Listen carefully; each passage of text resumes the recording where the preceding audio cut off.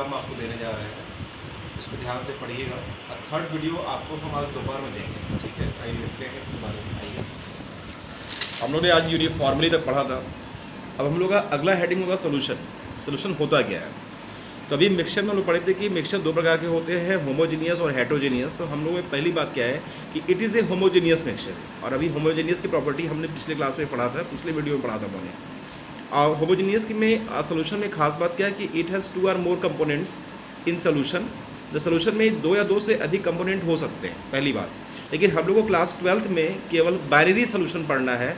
Binary solution का मतलब ये होता है, बाइनरी उसे कहते हैं जिसमें क्या होता है कि मेनली हमारे पास 2 कंपोनेंट होंगे, जिसमें हमारे पास क्या होंगे, 2 कंपोनेंट होंगे, उसे पढ़ना है।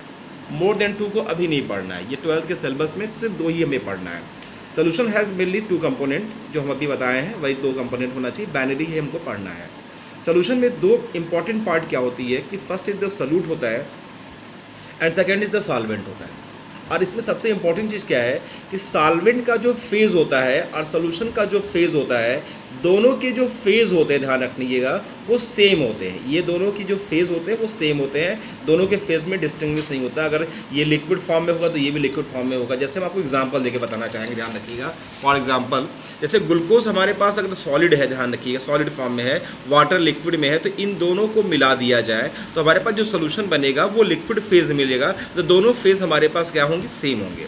सॉल्यूट और सॉल्वेंट, जैसे अगर मान लीजिए सॉल्वेंट हमारे पास गैस फॉर्म में है, सॉल्वेंट गैस फॉर्म में, तो लिक्विड को गैस में डिसॉल्व करेंगे, सोल्यूशन गैस फॉर्म में मिलेगा। सॉलिड को गैस में डिसॉल्व करेंगे, सोल्यूशन गैस फॉर्म में मिलेगा। गैस को गैस में मिलाएंगे, गैस फॉर्म में। खास बात क्या है कि ये मिलने के बाद इसको आसानी से आप सेपरेट आउट नहीं कर पाएंगे, ये यूनिफॉर्मली होगा। जैसे यहाँ पे है लिक्विड को गैस में मिलाया, गैस, वही एग्जाम्पल मैंने फिर से दिया है। सॉलिड को गैस में मिलाया तो गैस हो जाएगा, गैस गैस में गया तो गैस हो गया। अब दूसरा एग्जाम्पल आपको देते हैं कि जब हमारे पास सॉल्वेंट लिक्विड होगा, सॉल्वेंट लिक्विड होगा तो हमारे पास सोल्यूशन भी हमारे पास लिक्विड के फॉर्म में मिलेगा। दोनों का फेज़ यहाँ पे सेम रहेगा। अगर हम सॉलिड को लिक्विड में डिसॉल्व करते हैं तो सोल्यूशन हमारे पास लिक्विड होगा। लिक्विड को लिक्विड में डिसॉल्व करते हैं तब भी लिक्विड होगा।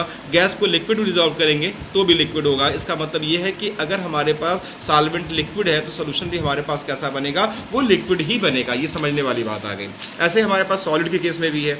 सॉलिड अगर हमारे पास सॉल्वेंट है तो सॉलिड को सॉलिड में डिसॉल्व करेंगे तो सॉलिड ही आएगा, लिक्विड को सॉलिड में सॉलिड। तो जो सॉल्यूशन बनेगा उसका फेज़ और सॉल्वेंट दोनों का phase, both phase are same, दोनों के फेज़ सेम होंगे, ठीक है।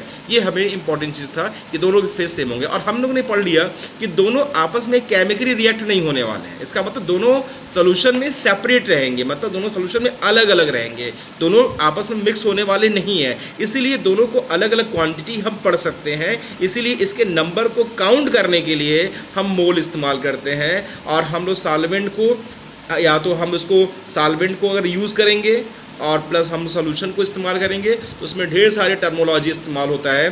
जैसे मोलैलिटी इस्तेमाल होता है, जिसे स्मॉल एम से दिखाते हैं। मोलैलिटी होता है, मोल फ्रैक्शन होता है, ppm होता है, पार्ट्स पर मिलियन होता है, नॉर्मेलिटी होती है। और इन सब में रिलेशनशिप डेवलप करना होता है। तो ये हम लोग अब थर्ड वीडियो दोपहर के बाद देखेंगे। अभी हम लोग इसको चेक कर लेते हैं, फिर उसके बाद हम लोग पढ़ेंगे, ठीक है।